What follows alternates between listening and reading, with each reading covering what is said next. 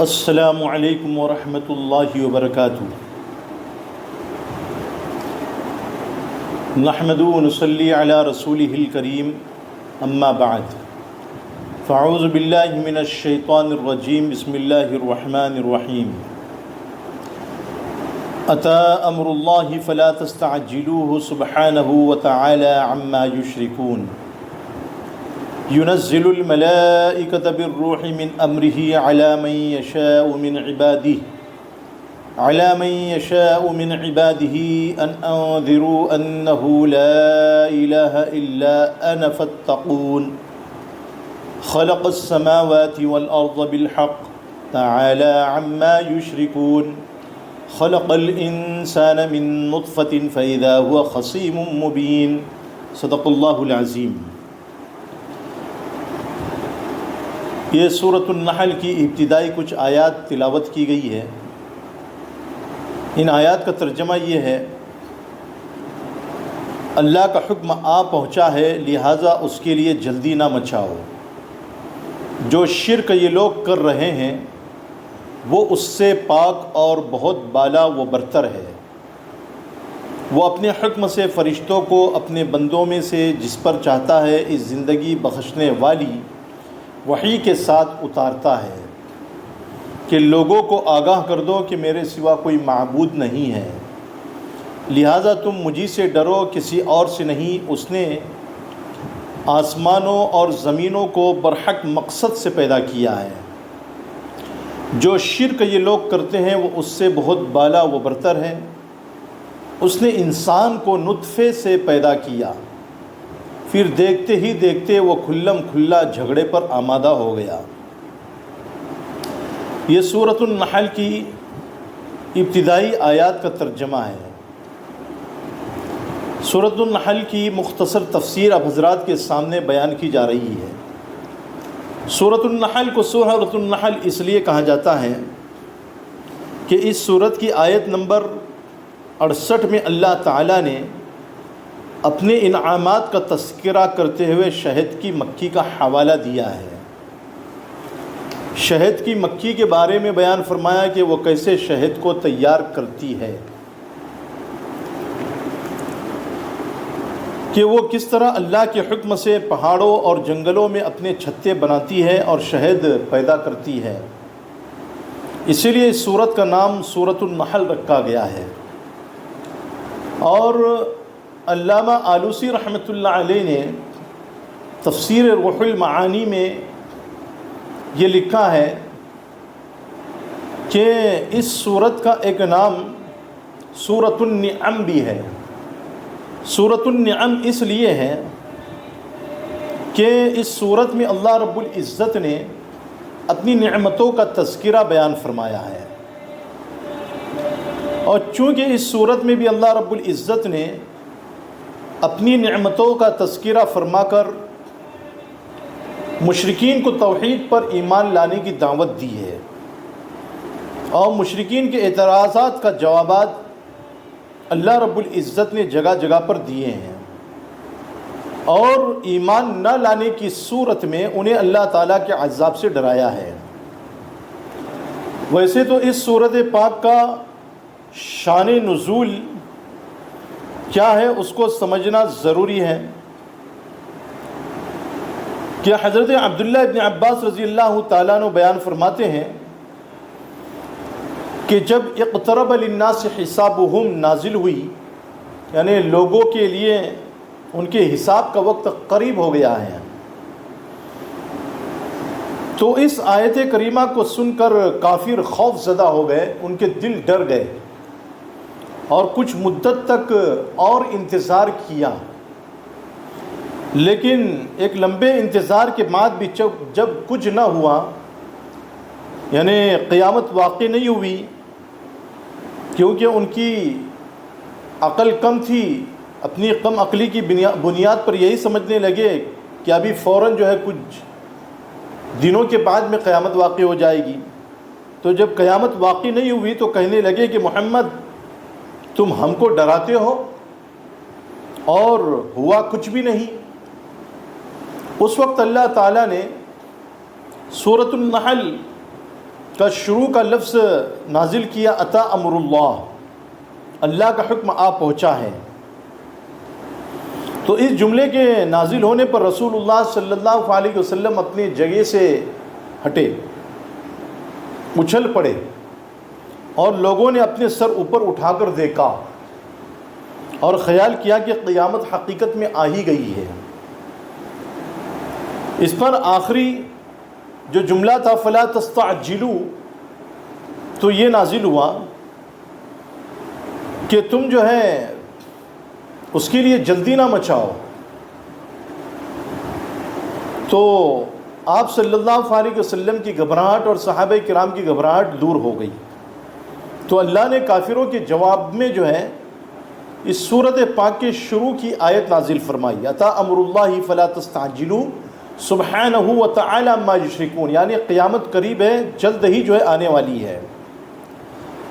اسی لیے جو ہے حدیث پاک میں یہ بات آتی ہے کہ حضور نے فرمایا بعثت انا والساعۃ کہاتین، کہ مجھ کو جو ہے ان دونوں انگلیوں کی طرح بھیجا گیا ہے، مجھ کو اور قیامت کو قریب قریب بالکل، شہادت کی انگلی اور اس کی بازو کی انگلی، درمیان والی انگلی، جتنا فاصلہ ان دونوں کے درمیان میں ہوتا ہے اتنا ہی وقت ہے، بس زیادہ لمبا زمانہ نہیں ہے بلکہ قریب کا زمانہ ہے۔ بہرحال اس سورت پاک میں اللہ رب العزت نے اپنی بہت سی نعمتوں کا تذکرہ کیا۔ انسان کو اللہ رب العزت نے پیدا فرمایا اور اس کے لیے آسمانوں کو، زمینوں کو اللہ رب العزت نے درست بنا کر انسان کی خدمت میں مہیا کر دیا، لگا دیا، اور اللہ نے چوپائیوں کو بھی انسان کی خدمت میں لگا دیا، جیسا کہ بیان فرمایا والخیل والبغال والحمیر لترکبوها وزینہ ویخلق ما لا تعلمون، اور گھوڑے، خچر اور گدھے اسی نے پیدا کیے تاکہ تم ان پر سواری کرو اور وہ زینت کا سامان بنے، اور وہ بہت سی ایسی چیزیں پیدا کرتا ہے جسے تمہیں علم بھی نہیں ہے، جس کا علم جو ہے آج ہمیں نہیں ہے۔ جیسا کہ اس وقت ہمیں یہ آیت کریمہ جو ہے اللہ رب العزت نے نازل فرمائی تھی کہ صحابہ کرام کو خطاب کر کے فرمایا جس کا تمہیں علم نہیں ہے۔ آج کے زمانے میں دیکھو اللہ رب العزت نے ہوائی جہاز بنا دیے، اس وقت میں موجود نہیں تھے، ایسی سواریاں بنا دی، راکٹ بنا دی، اور اسی طریقے سے بہت ساری سواریاں، 4 ویلر 2 ویلر اس زمانے میں نہیں تھے۔ تو آئندہ جو پیدا کرنے والے تھے اللہ رب العزت، جو بنانے والے تھے، ان کو بھی اللہ نے اسی وقت میں صحابہ کے سامنے، حضور کے سامنے بیان فرما دیا۔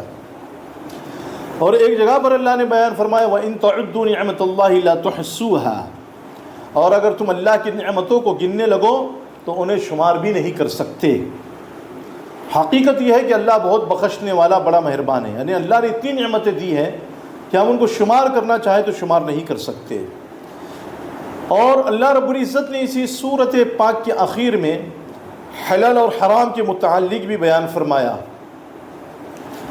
اور اسی طریقے سے اللہ نے جو رزق دیا ہے اس رزق پر اللہ رب العزت نے یہ بیان فرمایا وَاشْكُرُوا نِعْمَةَ اللَّهِ إِن كُنتُمْ إِيَّاهُ تَعْبُدُونَ، کہ تم اللہ کی نعمتوں کا شکر ادا کرو اگر تم اسی کی عبادت کرتے ہو۔ تو ہمیں اللہ ہی کا شکر ادا کرنا چاہیے، اللہ ہی کی عبادت کرنی چاہیے۔ پھر آخر میں اللہ رب العزت نے حضرت ابراہیم علیہ السلام کے متعلق بیان فرمایا ان ابراہیم کان امۃ قانتا للہ حنیفا ولم یک من المشرکین، بے شک ابراہیم ایسے پیشوا تھے جنہوں نے ہر طرف سے یکسو ہو کر اللہ کی فرما برداری اختیار کر لی تھی، اور وہ ان لوگوں میں سے نہیں تھے جو اللہ کے ساتھ کسی کو شریک ٹھہراتے تھے، کیونکہ مشرکین کا یہ عقیدہ تھا کہ ابراہیم علیہ السلام بھی ہم جیسے ہی تھے۔ یہود و نصارہ کے نزدیک بھی ابراہیم علیہ السلام مسلم تھے، لیکن اللہ رب العزت نے جو ہے یہ بیان فرما دیا کہ حضرت ابراہیم علیہ السلام جو ہے نہ یہودی تھے، نہ نصرانی تھے، نہ مشرکین میں سے تھے، بلکہ ابراہیم علیہ السلام قانت تھے، قانت اللہ کے مکمل فرما بردار، حنیف تھے، معبودان باطلہ کو چھوڑ کر صرف ایک خدا کی عبادت کرنے والے۔ حضرت ابراہیم علیہ الصلوۃ والتسلیم جیسے اپنی قوم کے سامنے مد مقابل توحید پر جمے رہے، اسی طریقے سے اللہ رب العزت نے سورت کے آخر میں یہ بیان فرمایا حضور علیہ الصلوۃ والتسلیم کو خطاب کر کے وَاصْبِرْ وَمَا صَبْرُكَ إِلَّا بِاللَّهِ وَلَا تَحْزَنْ عَلَيْهِمْ وَلَا تَكُ فِي ضَيْقٍ مِّمَّا يَمْكُرُونَ، اور اے پیغمبر تم صبر سے کام لو اور تمہارا صبر اللہ ہی کی توفیق سے ہے، اور ان کافروں پر صبر نہ کرو، اور جو مکاریاں یہ لوگ کر رہے ہیں ان کی وجہ سے تنگ دل نہ ہو، یقین رکھو کہ اللہ ان لوگوں کا ساتھی ہے جو تقوی اختیار کرتے ہیں اور جو احسان پر عمل پیرا ہوتے ہیں۔ تو معلوم یہ ہوا کہ صبر کا ہونا ہمارے اندر بھی ضروری ہے، اللہ کا خوف ہونا بھی ہمارے اندر ضروری ہے، اور تقوی پر اور صبر پر جمے رہنا یہ اصل چیز ہے۔ تو اللہ رب العزت سے دعائیں کہ اللہ رب العزت ہم لوگوں کو سورۃ النحل کی اس مختصر تفسیر پر اور اس کی باتوں پر عمل کرنے کی توفیق نصیب فرمائے۔ السلام علیکم ورحمۃ اللہ وبرکاتہ۔ بسم اللہ الرحمن الرحیم۔ سبحان الذي أسرى بعبده ليلا من المسجد الحرام إلى المسجد الأقصى الذي باركنا حوله لنريه من آياتنا إنه هو السميع البصير وآتينا موسى الكتاب وجعلناه هدى لبني إسرائيل ألا تتخذوا من دوني وكيلا صدق اللہ العظیم۔ یہ سورہ بنی اسرائیل کی ابتدائی آیات تلاوت کی گئی۔ ان آیات کا ترجمہ یہ ہے، پاک ہے وہ ذات جو اپنے بندے کو راتوں رات مسجد حرام سے مسجد اقصیٰ تک لے گئی، جس کے ماحول پر ہم نے برکتیں نازل کی ہے تاکہ ہم انہیں اپنی کچھ نشانیاں دکھائیں۔ بے شک وہ ہر بات سننے والی، ہر چیز دیکھنے والی ذات ہے۔ اور ہم نے موسیٰ کو کتاب دی تھی اور اس کو بنی اسرائیل کے لیے اس ہدایت کا ذریعہ بنایا تھا کہ تم میرے سوا کسی اور کو اپنا کارساز قرار نہ دینا۔ دیکھو، سب سے پہلی بات تو یہ ہے کہ یہ سورہ بنی اسرائیل، اس سورت میں 111 آیتیں ہیں اور 12 رکوع ہیں، اور یہ مکی سورت ہے۔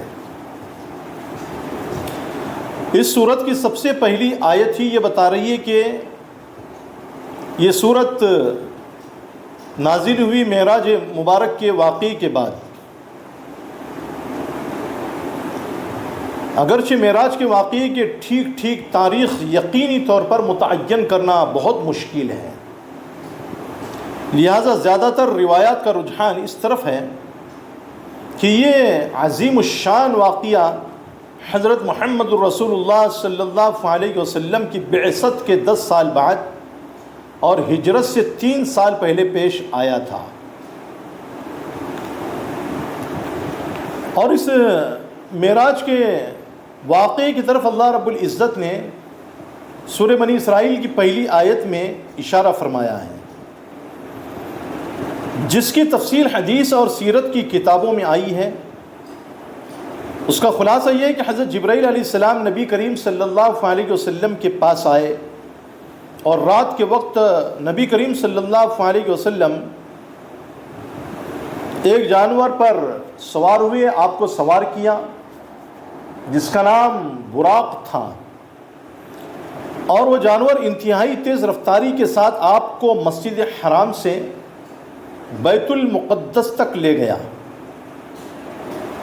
یہ معراج کا سفر جو تھا، اس کا پہلا مرحلہ تھا، جسے آیت کریمہ میں اسراء کہا گیا۔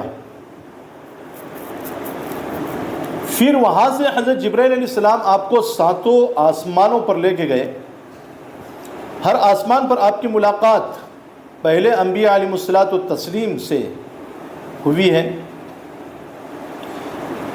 کسی آسمان پر کسی پیغمبر سے، کسی آسمان سے کسی آسمان پر کسی پیغمبر سے، مختلف آسمانوں پر مختلف پیغمبروں سے ملاقات ہوئی۔ اس کے بعد جنت کے ایک درخت سدرۃ المنتہا پر تشریف لے گئے، اور آپ کو اللہ تعالیٰ سے براہ راست یعنی ڈائریکٹ بات کرنے کا شرف حاصل ہوا۔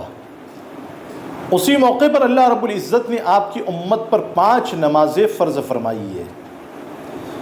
اس سورۃ پاک میں اللہ رب العزت نے معراج کے واقعے کے پہلے حصے کو بیان کیا، دوسرے حصے کو اللہ رب العزت نے سورۃ النجم میں آیت نمبر 13 سے آیت نمبر 18 تک میں بیان کیا ہے۔ لمبا چوڑا واقعہ ہے۔ بہرحال نبی کریم صلی اللہ علیہ وسلم وہاں سے اللہ کے پاس سے تحفہ لے کر اس سرزمین پر آئے۔ اللہ رب العزت نے آپ کی امت پر 5 وقت کی نمازیں فرض کی، لیکن 50 وقت نماز پڑھنے کا ثواب ملے گا اگر امت 5 وقتہ نماز کا اہتمام کرے گی تو۔ اور اللہ رب العزت نے جگہ جگہ پر قرآن کریم میں نماز کا حکم دیا ہے، نماز کا اہتمام کرو، نماز کو قائم کرو، نماز کی حفاظت کرو۔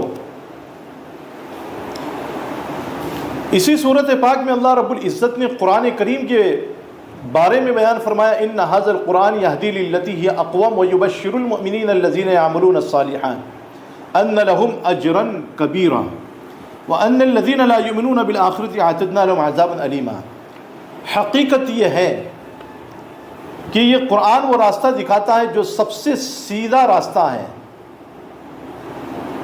اور جو لوگ اس پر ایمان لا کر نیک عمل کرتے ہیں انہیں خوشخبری دیتا ہے کہ ان کے لیے بڑا اجر ہے۔ اور یہ قرآن یہ بتاتا ہے کہ جو لوگ آخرت پر ایمان نہیں رکھتے، آخرت کے منکر ہوتے ہیں، انکار کرتے ہیں، ان کے لیے ہم نے ایک دردناک عذاب تیار کر رکھا ہے۔ جیسا کہ آج کل غیروں کا عقیدہ ہے کہ آخرت کوئی چیز نہیں ہے، مسلمانوں کا عقیدہ یہ ہے کہ یہ دنیا ایک نہ ایک دن ختم ہوگی اور قیامت کا دن واقع ہوگا۔ اور اللہ نے بیان فرمایا کہ انسان برائی اس طرح مانگتا ہے جیسے اسے بھلائی مانگنی چاہیے، اور انسان بڑا جلد باز واقع ہوا ہے۔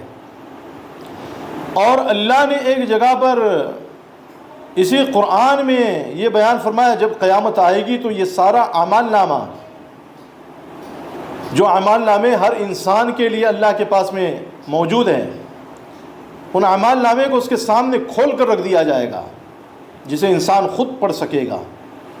حضرت قتادہ رحمۃ اللہ علیہ فرماتے ہیں کہ جو شخص دنیا میں ان پڑھ تھا، پڑھنا لکھنا نہیں جانتا تھا، قیامت کے دن اسے بھی اپنا اعمال نامہ پڑھنے کی صلاحیت دی جائے گی، وہ بھی پڑھنے لگے گا۔ اپنے اعمال نامے کو پڑھ کر کے وہ خود سمجھ لے گا کہ میں نے دنیا میں کیا کیا، کیا گل چھرے میں نے اڑائے اور میرے اعمال کیسے ہیں، وہ بھی جو ہے پڑھ کر کے جو ہے سمجھ جائے گا۔ اسی سورہ بنی اسرائیل میں اللہ رب العزت نے حضرت محمد رسول اللہ صلی اللہ علیہ وسلم کے لیے جو مقام محمود عطا فرمایا ہے، اس مقام محمود کے بارے میں بھی فرمایا۔ اور اسی طریقے سے اللہ رب العزت نے تہجد کے متعلق بھی قرآن پاک میں بیان فرمایا ہے، وَمِنَ اللَّيْلِ فَتَهَجَّدْ بِهِ نَافِلَةً لَكَ عَسَىٰ أَن يَبْعَثَكَ رَبُّكَ مَقَامًا مَحْمُودًا۔ اللہ بیان فرماتے ہیں کہ رات کے کچھ حصے میں تہجد پڑھا کرو جو تمہارے لیے ایک اضافی عبادت ہے، امید ہے کہ تمہارا پروردگار تمہیں مقام محمود تک پہنچا دے گا۔ اور یہ دعا کرو کہ یا رب مجھے جہاں داخل فرما اچھائی کے ساتھ داخل فرما، اور جہاں سے نکال اچھائی کے ساتھ نکال، اور مجھے خاص اپنے پاس سے ایسا اقتدار عطا فرما جس کے ساتھ تیری مدد ہو۔ مقام محمود کے لفظی معنی ہے قابل تعریف مقام، جس کی اللہ رب العزت نے خود تعریف فرمائی ہے۔ اور احادیث سے یہ بات معلوم ہوتی ہے کہ اس سے مراد حضرت محمد رسول اللہ صلی اللہ علیہ وسلم کا وہ منصب ہے، وہ مقام ہے جس کے تحت آپ کو شفاعت کا حق دیا جائے گا، جیسا کہ مسلم شریف اور بخاری شریف کی روایت ہے حضرت انس رضی اللہ تعالیٰ عنہ کی کہ آپ قیامت کے دن اپنی امت کے لیے شفاعت کریں گے، اور آخر میں اللہ رب العزت ایسے لوگوں کو بھی جنت میں داخل فرمائیں گے جہنم سے نکال کر کہ جنہوں نے ایک مرتبہ بھی لا الہ الا اللہ پڑھا ہوگا، جن کے دل کے اندر رائی کے دانے کے برابر بلکہ اس سے بھی کم ذرہ برابر بھی ایمان ہوگا، اس کو بھی اللہ رب العزت جنت میں داخل فرمائیں گے۔ اور اسی صورت میں اللہ رب العزت نے بیان فرمایا وَنُنَزِّلُ مِنَ الْقُرْآنِ مَا هُوَ شِفَاءٌ وَرَحْمَةٌ لِّلْمُؤْمِنِينَ وَلَا يَزِيدُ الظَّالِمِينَ إِلَّا خَسَارًا۔ اور ہم وہ قرآن نازل کر رہے ہیں جو مومنوں کے لیے شفا ہے اور رحمت کا سامان ہے، البتہ ظالموں کے حصے میں اس سے نقصان کے سوا کسی اور چیز کا اضافہ نہیں ہوتا۔ جیسا کہ حدیث پاک میں ہے کہ حضرت جابر رضی اللہ تعالیٰ عنہ کی روایت ہے من جعلہ امامہ قادہ الی الجنہ، کہ جو شخص قرآن پر عمل کرتا ہے، اس کو اپنا پیشوا بناتا ہے، یہ قرآن کریم اس کو جنت میں داخل کراتا ہے۔ ومن جعلہ خلف ظہرہ ساقطہ الی النار، اور جو اس کو اپنے پس پشت ڈال دیتا ہے، اس پر عمل نہیں کرتا، یہ قرآن کریم اس کو جہنم میں گرا دیتا ہے۔ تو یہ سورہ بنی اسرائیل کی کچھ مختصر تفسیر تھی جو اب حضرات کے سامنے بیان کر دی گئی ہے، اور یہ سورہ بنی اسرائیل بہت اہم سورت ہے۔ اس سورت میں اللہ رب العزت نے معراج کے واقعے کو بیان فرمایا۔ جیسا نبی کا حق ہوتا ہے خدا کے بعد میں، نبی کے بعد میں ہر اولاد کے لیے اپنے ماں باپ کا حق ہوتا ہے۔ اللہ رب العزت نے اسی سورت پاک میں بیان فرمایا، وَقَضَىٰ رَبُّكَ أَلَّا تَعْبُدُوا إِلَّا إِيَّاهُ وَبِالْوَالِدَيْنِ إِحْسَانًا إِمَّا يَبْلُغَنَّ عِندَكَ الْكِبَرَ، اور تمہارے پروردگار نے یہ حکم دیا ہے کہ اس کے سوا کسی کی عبادت نہ کرو، اور ماں باپ کے ساتھ میں اچھا برتاؤ کرو۔ اگر ماں باپ میں سے کوئی ایک یا دونوں تمہارے پاس بڑھاپے کو پہنچ جائے تو انہیں اف تک نہ کہو اور نہ انہیں جھڑکو، بلکہ ان کے ساتھ عزت سے پیش آؤ۔ اللہ رب العزت سے دعائیں کہ اللہ رب العزت آپ کو بھی اور مجھ کو بھی کہنے اور سننے سے زیادہ عمل کرنے کی توفیق نصیب فرمائے۔ السلام علیکم ورحمۃ اللہ وبرکاتہ۔